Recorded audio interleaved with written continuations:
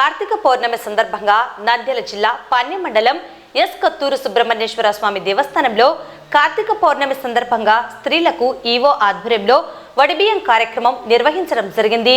నేడు వేకువజామున స్వామివారికి మంగళహారతి, రుద్రాభిషేకం, పంచామృత అభిషేకం నిర్వహించడం జరిగింది. సంతాన ప్రదాత అయిన సుబ్రహ్మణ్యేశ్వర స్వామివారికి ప్రత్యేక పూజలను నిర్వహించి స్త్రీలకు ఉచిత వడిబియ్యం కార్యక్రమం పెద్ద ఎత్తున చేపట్టడం జరిగింది. అధిక సంఖ్యలో ఆలయానికి భక్తులు రావడంతో ముందస్తుగా పోలీస్ బందోబస్తును ఏర్పాటు చేశారు. ఓం శరవణ భవ. శ్రీ సుబ్రహ్మణ్యేశ్వర స్వామి దేవస్థానం, ఎస్ కొత్తూరు గ్రామం, పాణ్యం మండలం, నంద్యాల జిల్లా.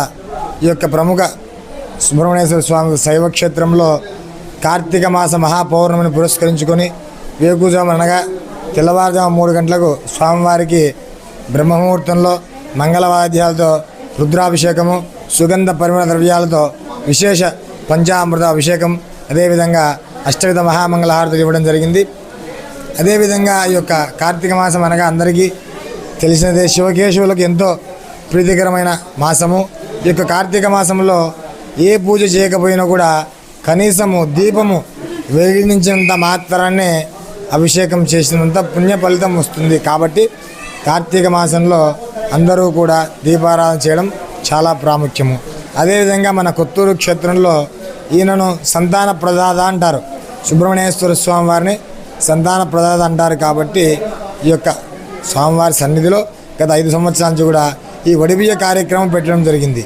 ఎందుకంటే ఈ యొక్క జాతకంలో నాగదోషం, కుజదోషం, రాహు, కేతు, కాలసర్ప దోషాలు ఉంటే ఈ యొక్క సంతానం కలగకపోవడం జరుగుతుంది. కాబట్టి వీరందరికీ కూడా అధిపతి శ్రీ స్వామివారు. కాబట్టి ఈ యొక్క క్షేత్రంలో వడిబియ్య కార్యక్రమం పెట్టడం జరిగింది.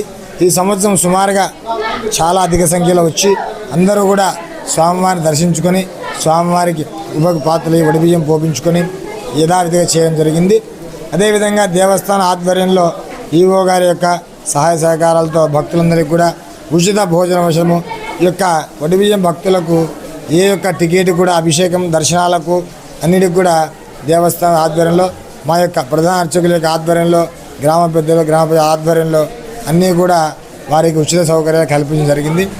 అదేవిధంగా ట్రాఫిక్ను దృష్టిలో పెట్టుకుని పోలీసు వారు కూడా మంచి బందోబస్తు ఏర్పాటు చేసి ఎలాంటి అవాంఛనీయ సంఘటనలు జరగకుండా చాలా బాగా ఈ యొక్క కార్తీక పౌర్ణమి కార్యక్రమం దిగ్విజయంగా జరిగింది. ఓం శరవణ భవ.